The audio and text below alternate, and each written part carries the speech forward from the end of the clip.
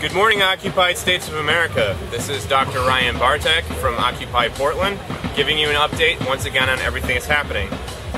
We are in a situation that we are T-minus November 5th, which is going to be a huge day for this Occupy movement because it's going to be International Bank Transfer Day, where everybody pulling their money out, as well as the day that Anonymous supposedly is going to try to delete Facebook.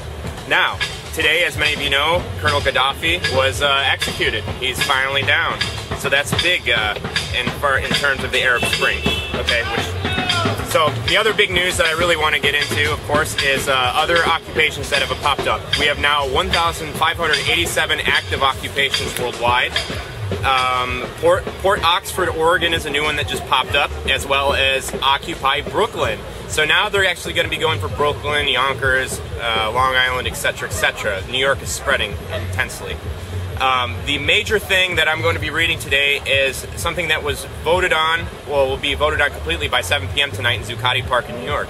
And that's about a National General Assembly of all the occupations that will be hosted July 4th, 2012, and in which delegates will be elected from around the country representing the different occupations that are going on.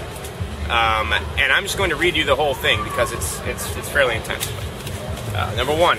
The Occupy Wall Street movement, through the local General Assembly, should elect an executive committee comprised of 11 people or some other odd number of people that is manageable for meetings. Ideally, this committee should represent each city in the U.S. that is being occupied. Number two, the executive committee will then attend to local issues such as obtaining permits, paying for public sanitation, and dealing with the media. More important, the executive committee shall plan and organize the election of the 870 delegates to a National General Assembly between now and July 4th, 2012. Number three, as stated in the 99% Declaration, each of the 435 congressional districts will form an election committee to prepare ballots and invite citizens in those districts to run as delegates to a National General Assembly in Philadelphia beginning on July 4th and convening until October 2012. Each of the 435 congressional districts will elect one man and one woman to attend the National General Assembly.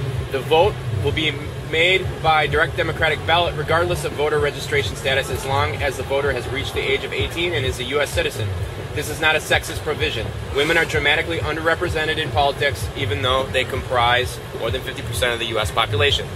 Number five, the executive committee will act as a central point to solve problems, raise money to pay for the expenses of the election of the National GA, and make sure that all 870 delegates are elected prior to the meeting on July 4th. Number six, the executive committee would also arrange a venue in Philadelphia to accommodate the delegates attending the National GA, where the Declaration of Values, Petition of Grievances, and Platform would be proposed, debated, voted on, and approved.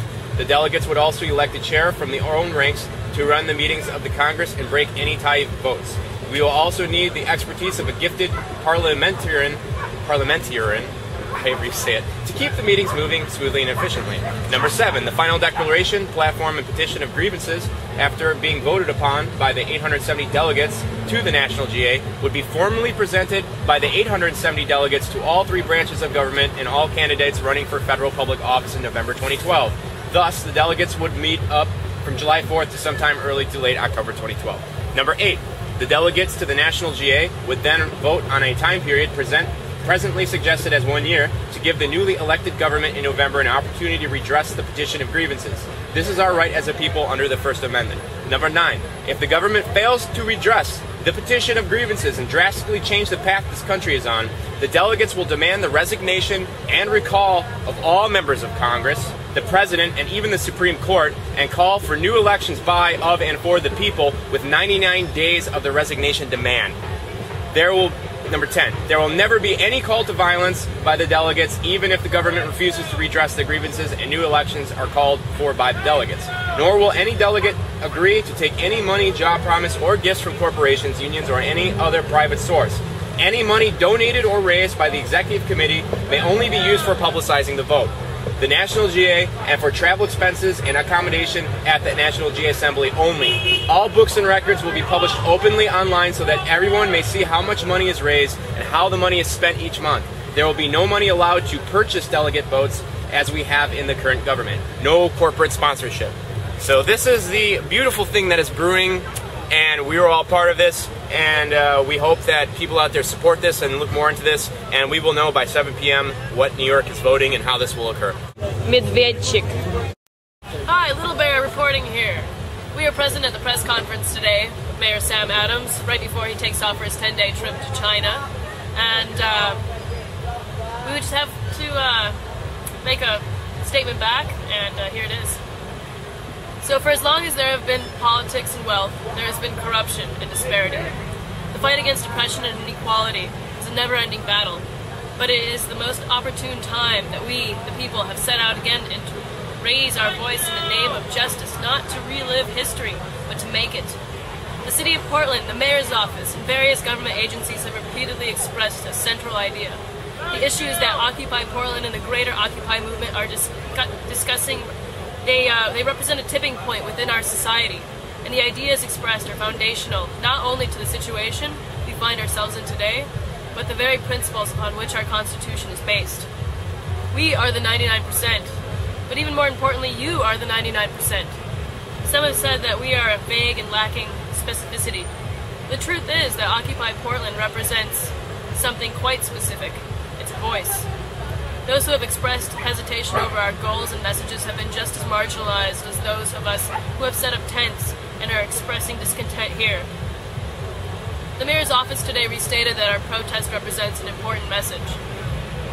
And so long as the function and safety of the city is not compromised, discretion will be used to address our situation.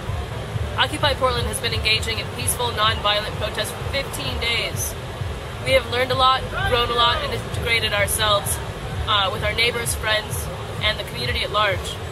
We invite people of all walks of life, of all political and ideological backgrounds, of all educational and vocational opportunity to come and participate. We hide nothing that we do.